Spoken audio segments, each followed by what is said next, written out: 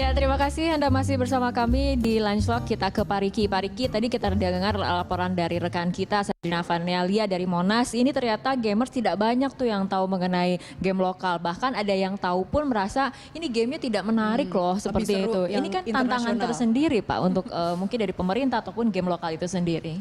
Ya, saya pikir itu tantangan bagi bagaimana Backcraft bisa mendukung ekosistem SDM, pelatihan-pelatihan, memberikan ruang untuk itu kepada para pelaku.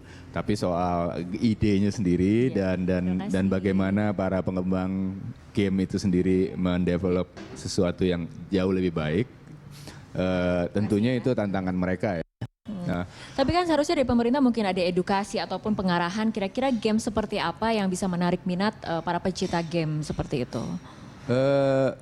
Menurut saya sih dalam konteks ini pemerintah itu tugasnya hanya memfasilitasi dan mendukung. Karena bagaimana baiknya dan challenge tantangan-tantangan seperti apa yang harus diatasi oleh para pelaku para game developer itu sendiri, mereka pasti lebih tahu. Saat ini kami intensif sih bicara dengan asosiasi para atau komunitas pengembang game agar kita bisa membantu mereka menyediakan sarana atau kebijakan yang bisa menghidupkan atau meningkatkan kemampuan para pelaku game itu sendiri. Sarana itu apa saja Pak? Sarana itu bisa macam-macam, termasuk di dalam hal ini ya tentunya sarana, tadi ditanya sarana soal permodalan mungkin terkait dengan pemasaran gitu kan. Kegiatan-kegiatan pemasaran yang penting untuk mereka dan lain sebagainya sebenarnya banyak sekali. Kalau kita bicara dukungan ya, baik material maupun imaterial. Kemudian mengenai proteksi bagaimana Pak? Sebuah survei menyebutkan bahwa 90% lebih dari 500 siswa SMA di Jabodetabek itu mereka sangat akrab dengan gadgetnya, dengan smartphone-nya. Kemudian kalau kita bicara game tahu bulat sendiri itu sangat user friendly-nya sehingga anak umur 5 tahun pun juga sudah bisa memainkan game ini gitu. Proteksi dari Backcraft? Proteksi dalam hal menjaga supaya ini anak-anak tidak terlalu banyak main game yang yang kita mendukung tapi kemudian apa proteksi berikutnya gitu? Atau dibiarkan ke pasar begitu saja? Oh, kalau ini kan terkait dengan soal penggunaan perangkat telepon genggam di kalangan anak-anak. Ini saya rasa masuk ke ranah pendidikan dan sebagainya. Tugas Backcraft dalam hal ini adalah mendorong kreativitas dari para pelakunya agar dia bisa memberikan kontribusi yang besar. Jadi yang tadi saya bilang kalau misalnya pasar game Indonesia itu ada 10 triliun dan ternyata baru 10% yang dinikmati oleh pelaku pengembang game lokal. Tugas Backcraft adalah bagaimana itu meningkat secepat-cepatnya dan sebesar-besarnya porsinya sehingga bisa menjadi tuan rumah di negeri sendiri. Nah tentu saja dalam konteks pendukungan terhadap pengembangan kemampuan, pengembangan pemasaran, kita tentunya memperhatikan kaidah-kaidah yang ditetapkan ya supaya tidak mempromosikan permainan game ke anak-anak. Artinya tidak ada kekerasan dalam game itu, terus lebih kepada mendidik. Ini kalau kita lihat kan kayak tahu bulat ini mendidik untuk apa? Manajemen begitu ya, bisnis gitu ya. Belajar menjadi pengusaha tahu. Banyak macam-macam ini. Iya. Baik Pak Riki, nah ini kita juga untuk mengetahui bagaimana kemudian sisi ataupun sudut pandang dari gamers. Nah kita sudah terhubung nih di ujung telepon dengan Mas Kemal. Halo, selamat siang Mas Kemal. Halo Mbak. Halo. Halo Kemal. Halo. Jangan-jangan dia lagi main game nih, jadi sibuk main game lupa lagi di telepon sama kita. Oke Mas Kemal, halo. Halo. Kemal sebenarnya lebih menarik mana sih bermain game lokal atau game yang di-download dari internasional? Sebenarnya sih dua-duanya menarik sih, punya daya tarik masing-masing. Kayak kalau internasional lebih karena pemainnya dari lokal pun ada, dari luar pun ada, jadi kayak persaingannya lebih banyak gitu kan. Cuma kalau lokal menariknya tuh kayak mereka punya konten yang mudah dipahami sama teman-teman Indonesia gitu kan. Jadi kayak ini tuh A, ini tuh B.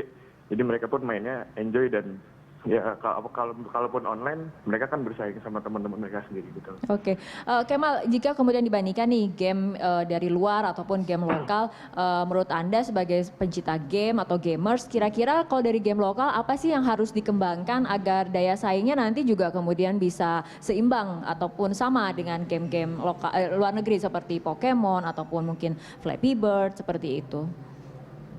Saya pernah mainin satu game Indonesia namanya Dreadout yang memang udah sampai internasional gitu kan. Jadi itu game genrenya horor.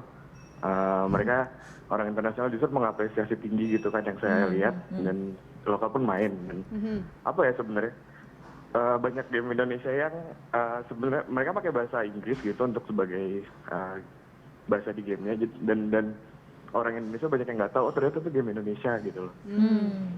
Jadi saya sendiri sih nggak masalah ya gitu mau bahasa Inggris atau bahasa Inggris, cuma kayak mereka kurang untuk memperkenalkan, kurang apa ya, kita tuh nggak tahu itu game Indonesia. Oh ini game arcade ini tuh kayak buatan luar, gitu, buatan anak-anak Indonesia sendiri gitu. Artinya harus menyisipkan sedikitnya ada konten Indonesianya ataupun konten lokalnya ya dari setiap game buatan anak bangsa seperti itu ya Kemal ya?